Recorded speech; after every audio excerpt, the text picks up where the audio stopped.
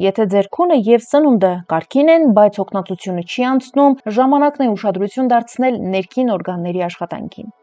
Առաջին պատճառը անեմիան է, սակավարյունությունը։ Սա հատկապես հաճախ հանդիպում է հենց կանանց մոտ։ Անեմիայի դեպքում արյան մեջ պակասում են կարմիր գնդիկները կամ հեմոգլոբինը, որոնք պատասխանատու են թթվածինը թոքերից դեպի մարմնի բոլոր բջիջներ տեղափոխելու համար։ Եվ առանց բավարար թթվածնի ձեր մարմինը պարզապես խեղդվում է եւ չի կարողանում էներգիա արտադրել։ Հաջորդ պատճառը վահանաձև գեղձի խնդիրներն են, հատկապես հիպոթիրեոզը։ Վահանաձև գեղձը պարանոցի առջևի մասում գտնվող թիթեռնաձև օրգանը մեր մարմնի մետաբոլիզմի կառավարիչն է։ Այն որոշում է, թե ինչ արագությամբ սնունդը վերածի էներգիայի։ Եթե այս գեղձը թերաշխատում է, օրինակ արտադրում է քիչ հորմոններ, մարմնի բոլոր պրոցեսները դանդաղում են։ Սրտի զարկերը նվազում են, մաշկը չորանում է, քաշն ավելանում է։ Դուք ձեզ զգում եք ինչպես ձմեռային քուն մտնող արջ։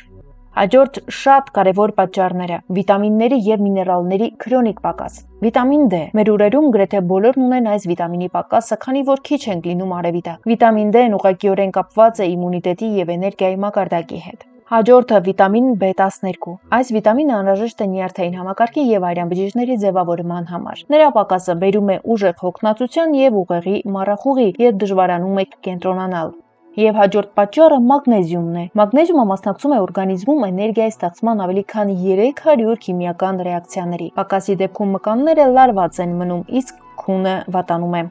Հաջորդը գաղտնի բորբոքումներ եւ ինֆեկցիաներ։ Երբեմն մարմնում ընթանում է թույլ աննկատ բորբոքային process կամ վիրուսային վարակ։ Օրինակ, անցյալում տարած COVID-19 հետևանքները կամ Էփշտեյն-Բար վիրուսը։ Իմունային համակարգը 24/7 ռեժիմով հսկայական էներգիա է ծախսում այդ վարակի դեմ պայքարելու համար եւ ձեզ ոչինչ չի մնում առօրյա կյանքի համար։